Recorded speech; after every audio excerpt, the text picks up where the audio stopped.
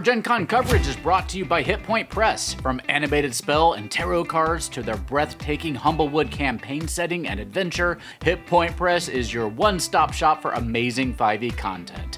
Check out our links below for all the gaming goodness. We're here on the final day of Gen Con with Luis, our good buddy. Luis, how's your con been so far? Been real great. How about yours? Oh, it's been fantastic. We had so many friends attending with us this year, which has made a big difference for us.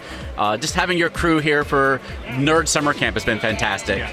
Yours has been especially good, though, because you're walking away with a couple of awards this year. Sure am. I guess I'm part of 3 awards.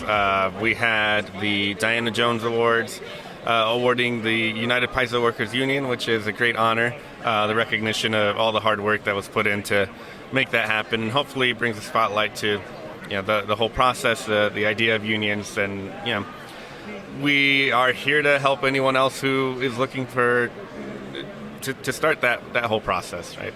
And then the Ennies, getting the silver Ennie for rules, and of course the golden Ennies for gold Ennie for best setting with Tianxia is just means the world to so many people that worked on that book, and I think it's just incredible recognition to have that happen, and I'm really happy that it went the way it did, and I'm very excited for more people to check out the book as a result. There were so many screams in that auditorium, including me, being so excited for y'all. So congratulations on that. Always looking forward, though.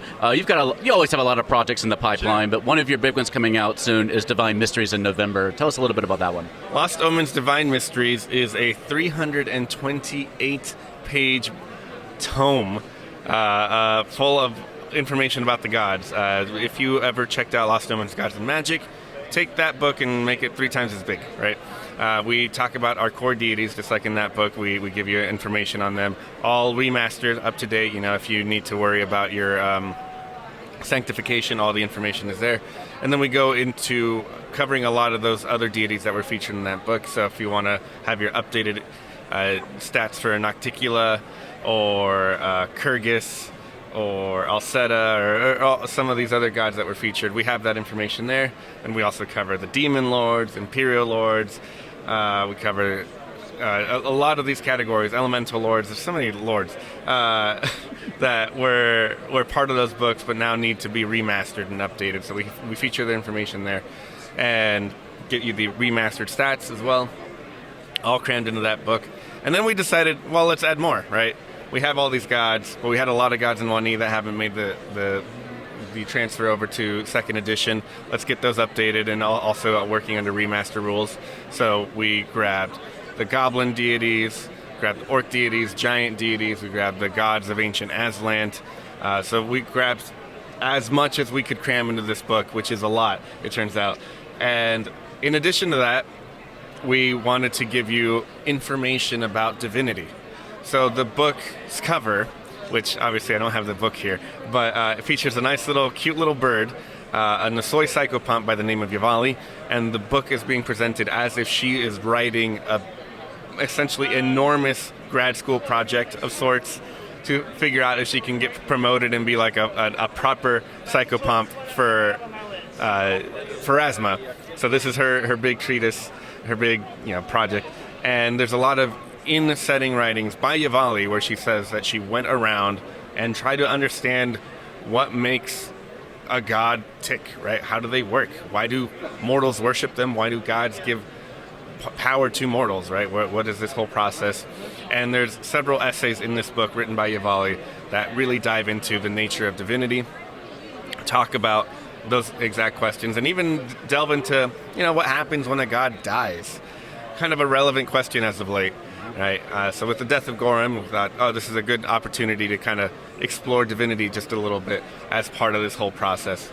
And then, of course, player options, right? We want more stuff for clerics, more stuff for champions, but not just those divine classes. We want anyone that is into worshiping a god to have something here. So we even include a new archetype called the Mortal Herald, which represents someone who is chosen by their god, regardless of whether or not they already have the ability to have divine power. Norgorber might turn one of the rogues that worships him into a mortal herald, and then give that rogue extra powers like the ability to fly, ability to cast extra magic, or just kind of do a lot of different stuff. We add new archetypes The Rivathun is a kind of spiritual worship tradition that's common among dwarves, and we wanted to give you some archetypes to be able to play that.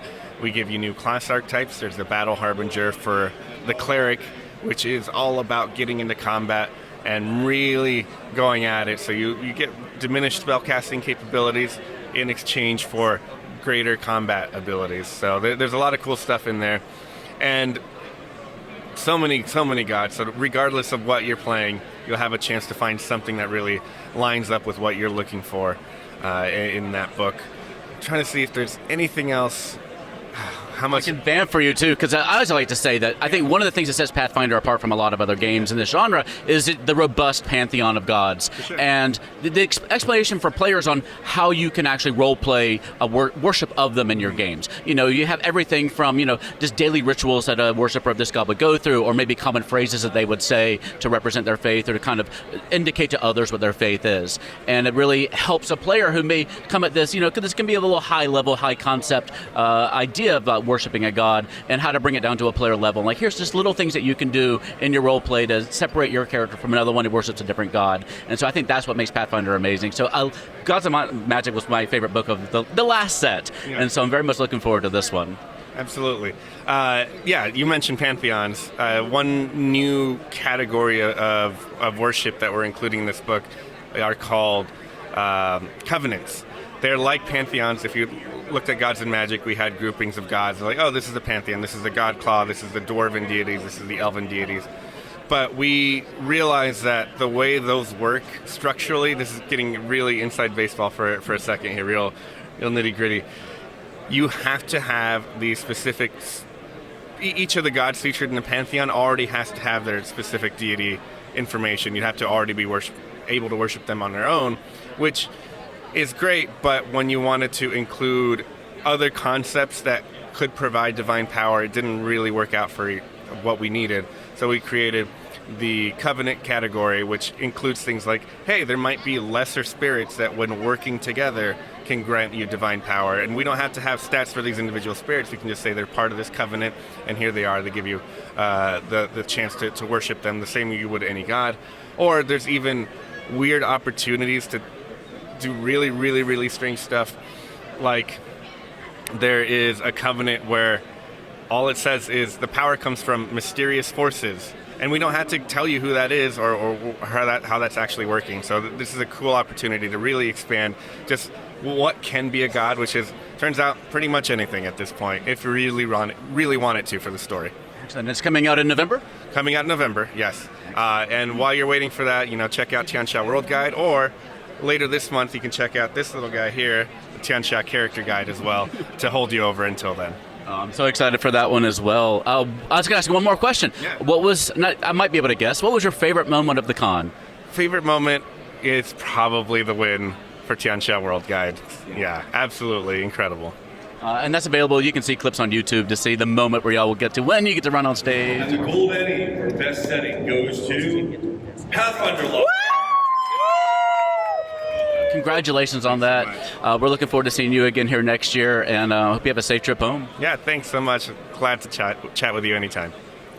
Stay tuned here at the Gallant Goblin for the latest from Gen Con 2024. For now, stay safe, have fun, love each other, and I will see you next time at the Gallant Goblin.